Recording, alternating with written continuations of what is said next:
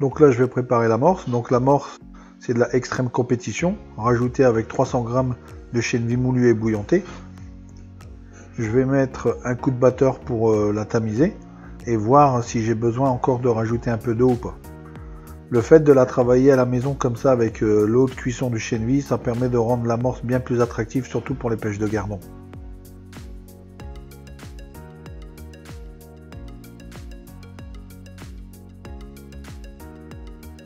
Je rajoute dans mon amorce toujours des asticots morts.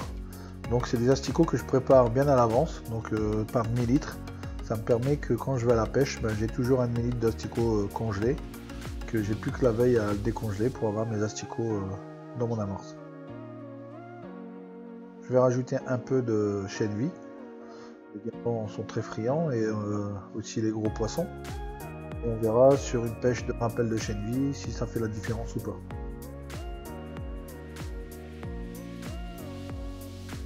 Je rajoute un peu de fouillis à l'amorce. Ça va permettre d'exciter un peu plus le poisson, surtout avec les températures de ce matin. On était à 4 degrés cette nuit. Ça va pas être une pêche facile, on est début novembre. On va essayer surtout à cibler les gardons. Là, je vais aligner les anneaux de façon à ce que tout soit vraiment bien aligné pour éviter que le fil frotte sur un anneau qui serait décalé par rapport aux autres. Donc l'alignement des anneaux va permettre de gagner aussi de la distance. Donc là, je vais monter ma ligne. Je vais vous montrer un peu en détail la ligne que j'utilise.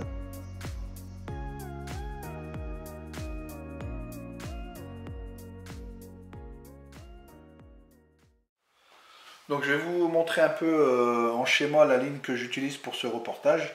Donc au niveau du nylon sur le moulinet, j'utilise du maximum 12 centièmes. C'est un fil qui est très costaud et qui permet de se noyer très rapidement. Je le dégraisse à chaque fois en cours de pêche avec de l'eau et un peu de produit à vaisselle dedans, que je viens mettre en spray sur la bobine. Au niveau du flotteur, un flotteur style droit en 2 grammes avec une antenne en carbone j'utilise, qui permet vraiment d'être très sensible, surtout pour une pêche de gardon, qui est relié avec un petit émerillon et 2 stop flow en caoutchouc. Donc en fait ça permettra de bloquer mon flotteur et de ne pas utiliser des plombs. Je redescends sur la ligne, j'arrive avec un plomb numéro 8 pour équilibrer mon flotteur. Donc ça c'est des flotteurs que je fabrique moi-même, donc je sais exactement le poids qu'il va prendre pour être vraiment pile poil là où je veux au niveau de l'antenne. Je redescends, j'obtiens un petit émerillon qui vient être attaché après avec un bas de ligne. Au niveau de la longueur du bas de ligne, il va falloir prendre en compte le plomb qui est ici. Donc il faut que la longueur du bas de ligne, quand on remonte par rapport à cet émerillon, il ne faut pas que l'hameçon vienne s'accrocher sur ce plomb là. Donc si on utilise un bas de ligne de 30 cm, on va le mettre à peu près le plomb à 35 cm qui va permettre l'hameçon de pouvoir passer comme ça sans accrocher sur le plomb. Et si on utilise un bas de ligne de 40 cm, on mettra ce plomb là à 45 cm. Après, tout dépend de la profondeur aussi qu'on va avoir sur le plan d'eau. Malheureusement, il y a des plans d'eau où il n'y a pas beaucoup de fond, on ne pourra pas pêcher comme ça. Donc ce petit plomb là, on va soit le descendre directement juste au-dessus de l'émerillon, comme ça l'hameçon quand il remonte ne peut s'accrocher nulle part, ou le reste de plomb va venir en dessous du flotteur. Donc on n'aura que l'émerillon qui servira de plomb de touche. Donc voilà pour une ligne traditionnelle. Là, lors de ce reportage, j'ai pu m'apercevoir qu'il y avait une belle population de gros rotangles qui restaient en surface. Donc à chaque rappel, je voyais que ça gobait. Donc on est parti après sur une pêche de surface aussi. Donc on utilise la même ligne. Ce plomb numéro 8, qu'il est situé ici à peu près à 45 cm de l'émerillon, car moi j'utilisais un badine de 40 cm. Je vais le remonter jusqu'au flotteur, donc comme ici. Donc le plomb il est monté ici, la ligne est là, l'émerillon est ici et le bas de ligne. Au niveau du bas de ligne, je suis venu mettre dessus de la graisse à antenne. En fait, cette graisse permet de retenir le flotteur, comme là, quand on pêche avec des flotteurs très sensibles en carbone, qui a tendance à vouloir couler avec le poids. Donc là, la graisse va faire tenir, il est à la limite de vouloir couler, et voilà pourquoi un poisson, à peine qu'il touche la peau, bon, il coule. Donc là, on va faire pareil, on va mettre sur le fil, qui lui va retenir le bas de ligne pour la descente. Donc la descente va se faire lentement, et les poissons de surface vont être directement sur l'appât. J'utilise des asticots dégraissés quand je fronde. Et là, j'utilise aussi des asticots non dégraissés qui va me permettre de pêcher en surface. Donc le dégraissage des asticots souvent se fait avec de la farine de maïs qu'on vient mettre dedans et après on tamise. Et là on va obtenir un asticot qui va couler beaucoup plus vite. Et si on ne le dégraisse pas, on va avoir un asticot qui va avoir tendance à rester un peu en surface et couler tout doucement. Donc là le but pour cette pêche en surface, c'est ces asticots là qu'il faudra utiliser pour pêcher les poissons de surface, tout ce qui est rotant. Comment prendre son fond à l'anglaise? Donc ça c'est le gros problème des gens. Pourtant il n'y a rien de compliqué, mais ça cause problème pour certaines personnes. Tout simplement parce qu'à mon avis ils sont partis sur des mauvaises bases et voilà pourquoi ils n'y arrivent pas. Donc là je vais essayer de vous montrer les bonnes bases qu'il faut pour prendre son fond et être assez rapide. Donc la première base, donc là on est sur la ligne normale où je vais pêcher à 15-20 mètres, une petite distance. Donc j'ai pas besoin d'utiliser une autre canne. Parce que d'habitude quand je pêche très loin, j'ai une deuxième canne montée avec un plus gros flotteur. Bon ça pour l'instant on va le mettre de côté, on va partir sur notre ligne. Donc notre ligne basique avec les mérillons et le badine. Donc le badine je le mets pas, je l'enlève et je viens accrocher un plomb poire sur les mérillons. Donc comme ceci. Donc là le plomb poire va me permettre de faire le plomb de son.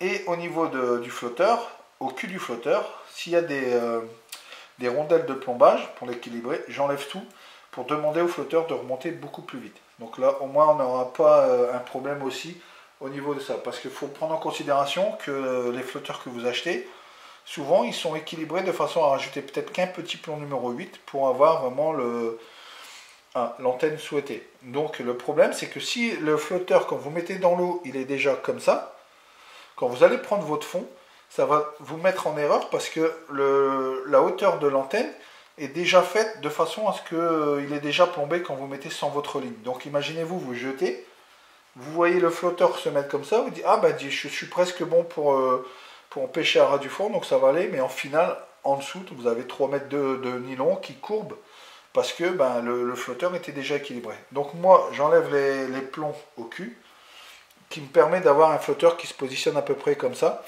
Et le fait que là, je varie de 20 cm en 20 cm mon flotteur, et bien après je viens le mettre pour me faire la rasette. Donc au niveau du montage du flotteur ou la descente du flotteur quand je prends le fond, je pars sur la base de 20 cm. Donc à chaque fois, je vais monter 20 cm en haut ou 20 cm en bas. Donc quand le flotteur est mis et qui n'est pas remonté, donc je vais rajouter 20 cm. Je rajoute 20 cm, je remets, il n'est pas encore remonté. Je rajoute 20 cm. Je le mets et là je vois qu'il remonte. Donc je sais que je suis parti sur une base de 20 cm. Donc là je vais redescendre de 10 cm. Donc je mets 10 cm et je vois comment il réagit. Si le 10 cm il réagit de façon à ce qu'il est encore en dessous de l'eau, donc je sais que je suis sur la base de 10 cm qu'il va falloir faire le réglage. Donc je rajouterai 5 cm et là on va voir apparaître le flotteur. Donc voilà, pour aller plus vite, il faut vraiment partir sur des bases de 20 cm qui va permettre d'aller plus vite pour monter ou descendre le flotteur et analyser au niveau de la profondeur. Ça c'est sur la ligne normale. Maintenant, j'utilise une autre canne souvent pour sonder qui va me permettre de savoir la profondeur et la nature du fond. Donc vous allez dire oui à l'anglaise, la nature du fond, à quoi ça va servir? Ben, tout simplement pour l'amorçage. Donc j'utilise un flotteur que je fabrique moi-même qui fait 30 grammes. C'est du balsa et il n'est pas plombé. Donc vous imaginez 30 grammes, le flotteur demande à être comme ça au-dessus de l'eau. J'utilise un plomb poire de 40 ou 50 grammes, ça dépend les profondeurs, les distances que je vais pêcher, mais souvent j'utilise entre 40 et 50 grammes. Comme ça je sais qu'il coule et après je remonte. Je fais la technique du 20 cm par 20 cm pour être à la rasette et voilà. Le fait que le flotteur est très gros va me permettre déjà de pouvoir le voir très loin, surtout quand je pêche à 50 mètres, de pouvoir amorcer précisément même s'il y a du vent. Et une autre astuce aussi, pourquoi le plomb 40 ou 50 grammes, il va me permettre de savoir la nature du fond. Donc la nature du fond, c'est quoi? Donc je vais jeter le plomb. Donc le plomb atterrit dans l'eau, hop, il touche le fond et je ramène tout doucement. Je ramène tout doucement et je sens des petits à-coups sur la canne. Donc ça fait tous des petits à-coups. Donc là je sais que mon plomb est en train de coulisser sur des petits cailloux, des graviers, sur un fond dur. Je rejette. Donc je ramène, je sens que le plomb, le sillon bouge aussi, donc je suis sur un truc, et sur un fond dur, et d'un coup, hop, il se bloque. Donc là je sais qu'il y a un herbier. Donc là, ça veut dire qu'il y aura de l'herbe. Il va falloir faire attention à où on va pêcher, si on pêche derrière ou devant. Tout ça, va falloir l'analyser dans la pêche. Après, je rejette sur un autre style de plan d'eau. Et là, je m'aperçois que quand je tire, je suis coincé. En fait, tout simplement, le plomb aura rentré dans la vase. Et là, on sera sur un fond vaseux. À quoi ça va nous servir de savoir si c'est vaseux, de l'herbe ou fond dur? Donc, le top, c'est de pêcher sur un fond dur. Au moins, les boules d'amorce restent vraiment intactes au-dessus. Si on est sur un fond vaseux, il va falloir soit alléger l'amorce, donc quand elle touche l'eau, qu'elle explose. Donc, soit par beaucoup d'asticots ou un effet mécanique autre que la boule d'amorce normale qui est trop collante, donc là avec des dispersants, ou envoyer aussi des boules d'amorce ovales pour dire que quand elle touche l'eau, elle va descendre comme ça pour se poser au-dessus, pour pas qu'elle rentre directement dans la vase. Donc tout ça, ce sera à prendre en considération. Ça, on verra ça sur un autre reportage.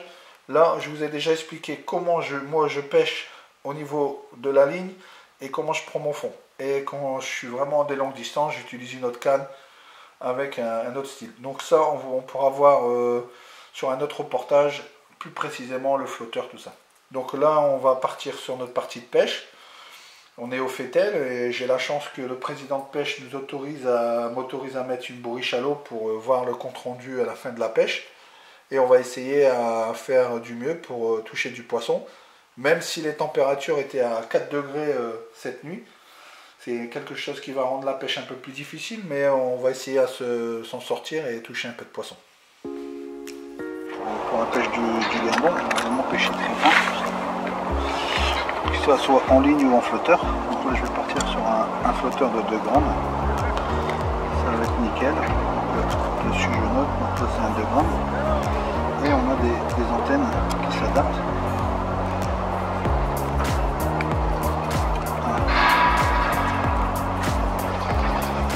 Ça, c'est vraiment top pour le gardon. On va pouvoir jouer sur la hauteur de l'antenne aussi. Si on peut le mettre beaucoup plus petit.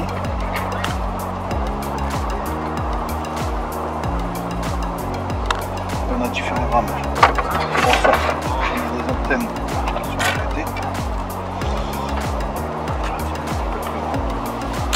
Le fait d'utiliser un peu plus grand, l'importance sur le flotteur va être directement ici. La moindre touche.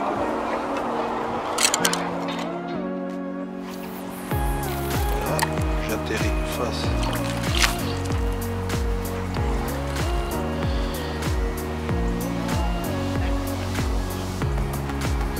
C'est un peu gros, et là il va remonter. De là.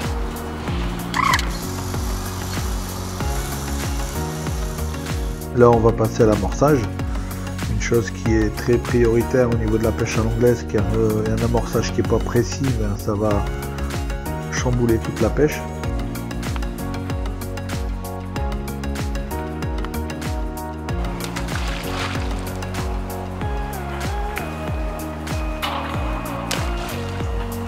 Surtout bien serrer les boules.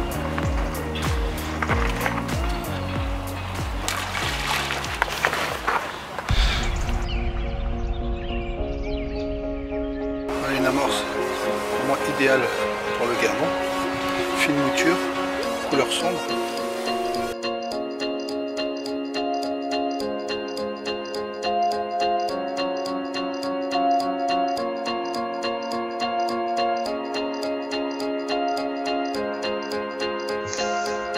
Donc voilà un premier poisson.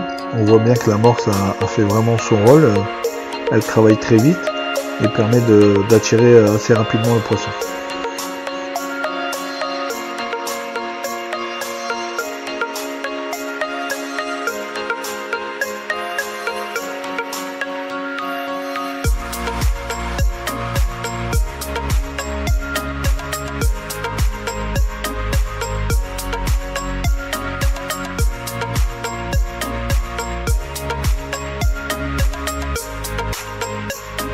Un joli carassin.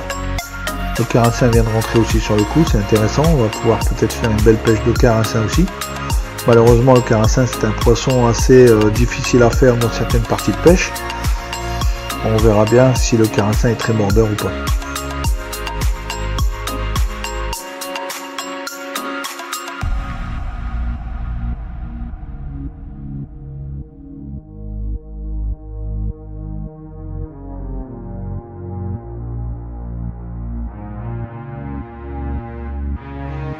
Ah zut, décroché.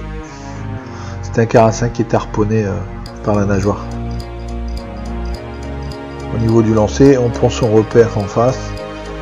Et c'est parti. On jette. On attend que le flotteur se place. On rentre la pointe du sillon dans l'eau et on ferre sur le côté. Et on mouline. Là, la ligne coule directement. Et au moins, là, ça pêche.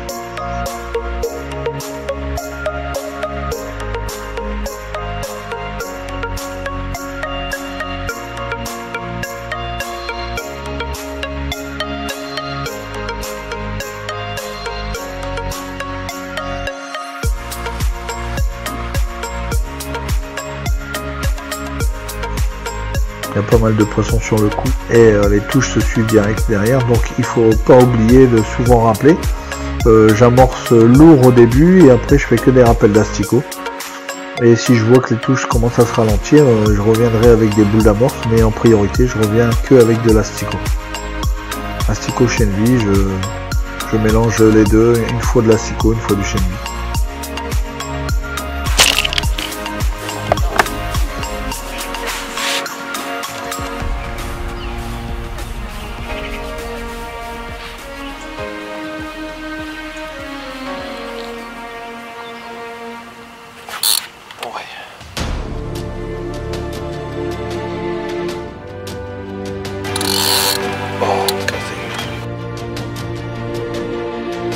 Décroché.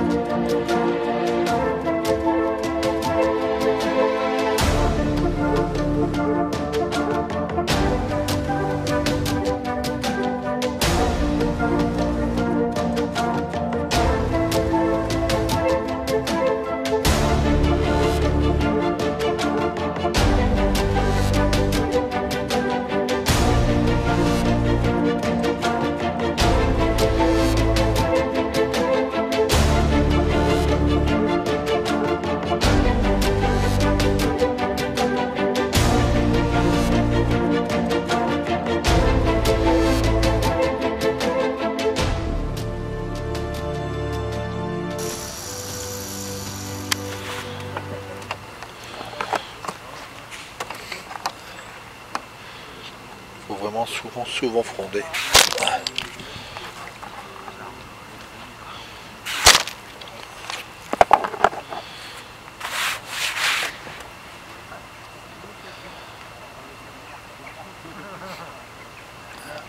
On peut les voir, ils sont en train d'attraper les asticots qui restent en surface. Le fait de ne pas avoir dégraissé les asticots, du coup ils mettent vraiment longtemps à couler. Ça permet sur des pêches de surface d'être idéal.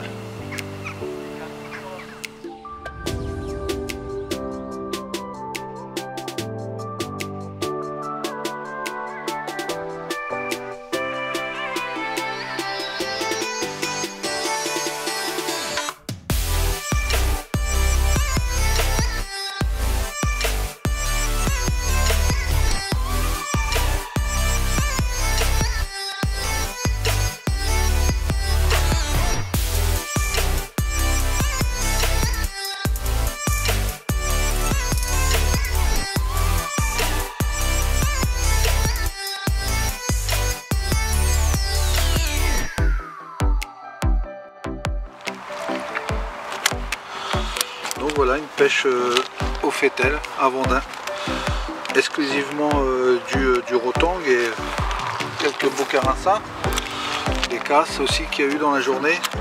La pêche s'est fait entre 10 centièmes et 16 centièmes à la fin sur les rotangs sur une pêche de surface. Que dire de plus, super étang. Et je voulais remercier le président de l'association de pêche des Fétels de m'avoir autorisé à utiliser une bourriche lors de ce reportage. Allez, on va remettre tout ça. Donc voilà, une belle pêche au Fétel.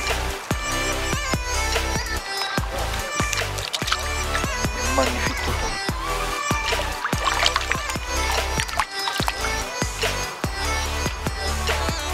Voilà, tout a été dégorgé avec au dégorgeoir. Ça permet d'avoir la totalité de la bourriche qui repart sans avoir aucun poisson de mort. Voilà les amis, à la prochaine.